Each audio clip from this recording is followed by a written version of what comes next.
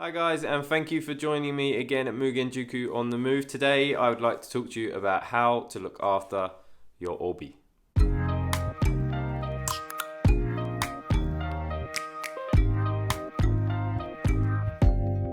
Open up, you OPN. Hit you on BBM. We should be closer than friends.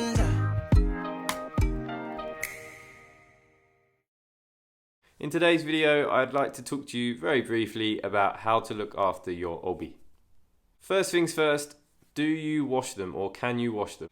So there are many stories and myths about why you shouldn't wash your obi. The story, for example, that I know of is that an old karate master used to wear white belts. Back in the day, there were no such thing as black belts or yellow belts, and they would just wear a white belt. And he trained so hard and for so long that the belt turned black. This is great and a really nice story, although I feel that it's probably not true. And would be kind of disgusting, to be fair, because I'm sure it would smell pretty bad if a belt had gone from white to black. So I don't really believe this story is true.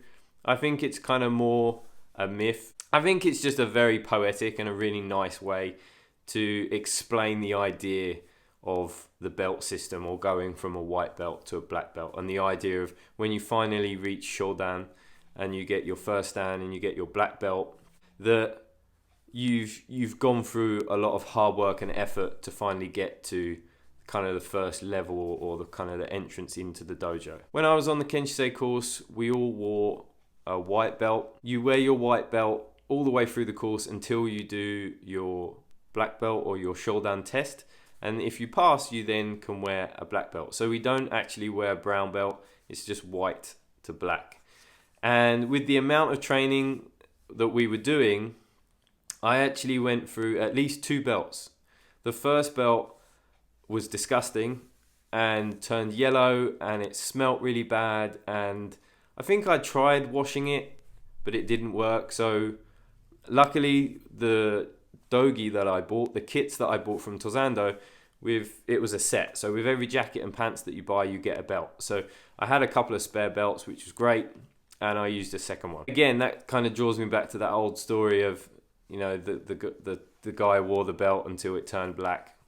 I wore it for about maybe 4 or 5 months of the course, and it was disgusting and smelt really bad. And you don't want to go to the dojo with a bad smelling belt. And, you know, it's not hygienic, it's not healthy, and people are going to have to grab it or brush up against it or have it kind of thrusted in their face at some point. So it's just not very nice for you or for anyone you're training with. So if you do have a belt and it is smelling, you have 2 choices. One, you can try washing it, but please be advised that most of the time belts are made of 100% cotton. This means it will shrink. So if the belt fits you nicely, please be aware that if you wash it, there is a good chance it will shrink and it won't fit you as well. The other option is that you could buy a new one, but belts are expensive, and especially if you have a black belt, you get very fond of these and you don't want to keep buying new ones. Personally, this is my pride and joy.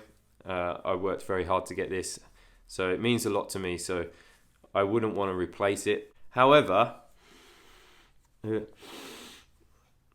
doesn't smell.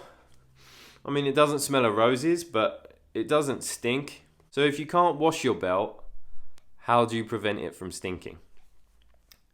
My top tip is don't leave it in your bag. I hate it when I see people's kit bags and you can see that they've just left things in their bag, you know, after sessions or after a couple of sessions. You're standing next to someone and, you know, they're getting changed next to you and there's this nasty whiff coming from their training bag. Don't be that person. It's not good. It's not cool. Take it out of your bag. Please don't leave your obi, your belt, in your bag. It will start to smell. The sweat will stay in it. It won't air out, and that's when it starts getting stinky. What I do is I bring it home, I take it out of my bag, and I hang it on the back of my door. I've got a little hook on the back of my door.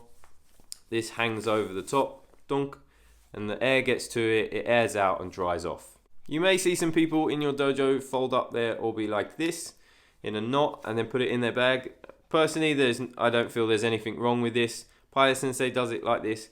I don't, just because it's kind of bulky, and I try and fit so much stuff in my bag usually when I'm going to the dojo.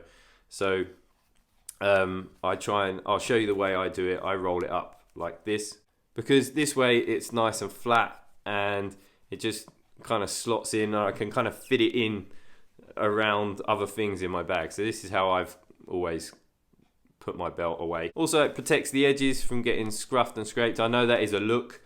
For example, you can see like this kind of where the edges start to go, and if you tighten a knot, that kind of helps you kind of wear away the edges, and you get that look of you've trained really, really hard. Pai Sensei's belt looks like that because he has trained really, really hard. In actual fact, he doesn't wear his original black belt anymore. Cool fact, his original black belt that he received from Shioda Sensei, I've only ever seen him wear it once or twice, but it's practically white, his original belt. And you know, you can tell it means a lot to him. Obviously, Shioda Sensei gave it to him, so it's very, very precious for him. But it is very, very cool because there's hardly a black piece of cotton on it. It's completely gone white where he's trained so much. So that's really, really cool. You might see other people, they just simply kind of just fold the belt like so, stick it in their bag. So there's no right or wrong way of how to put your obi away, but just remember to take it out of your bag and hang it up. As you can see today, it is lovely and sunny. If you do have a day like today and you can hang your obi up outside after a very sweaty session, it's a really good thing to do. Let the fresh air get to it. Just remember, if you leave it in the sun, it will fade. So just be careful about where you leave it. Leave it in the shade. Let the wind get to it, and that's going to dry it out, and it's gonna get rid of the stink. If you do decide to wash your obi for any reason, I do recommend that you get one of these net bags. Put your obi in the bag, zip it up, and stick that in with your washing. The reason why I recommend using a bag is simply because of your embroidery. If you have embroidery on your obi, then you don't want this to be kind of picked or caught in the washing machine as it's spinning round and round and round. So by putting it in one of these bags, you're going to hopefully protect it. Also remember, in the coloured obis like green or orange or red, there's a good chance that the colour might come out. So don't put your red obi in with your white t-shirts, otherwise you might have a surprise at the end of your wash. And of course, if you are a little bit unsure about putting your obi into the washing machine, you could hand wash it. The only problem with hand washing it is that it's going to hold an awful lot of water, and it's going to be very difficult to get that water out, and it's going to take a really long time to dry. I also haven't done it, so I don't know, but I could only assume that when it does dry, it would go really hard and would probably crack around the edges, and it probably just wouldn't do your obi any good, especially if it's a really thick one like this one. So let's recap everything so far. Is it a sin to wash your obi? No. Should you continue using your obi if it stinks and starts to go brown like the old story says? Personally, I wouldn't recommend it. Can you put your obi in the washing machine? Yes, you can, but remember, use a net and it will shrink.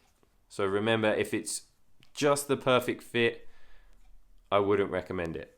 And the biggest and final point of the video today, take your obi out of your bag at the end of the training session and hang it up. Okay guys, thank you so much again for joining me here at Mugenjuku on the Move. I hope this video was helpful for you. Please don't forget to hit the subscribe button and the like button if you liked what you saw today, and the bell button to let you know when our next video is up online. And don't forget, take your obi out your bag after your training session. This is super important. Keep it smelling good. Thanks very much guys, see you in the next video. Os!